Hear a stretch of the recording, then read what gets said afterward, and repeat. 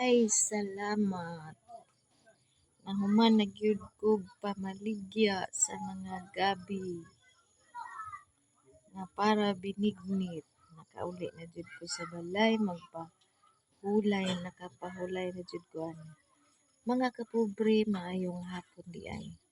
Naday ko i-share ninyo mga kapobre bahin sa gabi mga kapobre.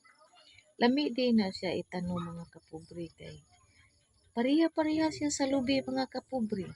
Mahalin ang takway, mahalin ang palwa, mahalin ang unod. Wala siya mausik mga kapobre.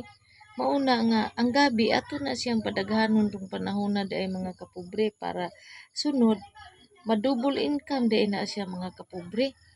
Muna nga, ato nang padaghanon tong tuiga mga kapobre. Sulay gani ninyo mga kapobre, di ba dili mo magmahay mga kapobre kay mo income gud siya tanan mga kapobre, panit ra gyud mausik. Inana jud akong i-share ninyo mga kapobre kay dili ula pa jud siya nagkinahanglan og abono mga kapobre, mabuhi ra gyud siya bisag sa mga kuntor lang nimo itanom. Hanggang dito lang muna ako mga kapobre. God bless sa tanan.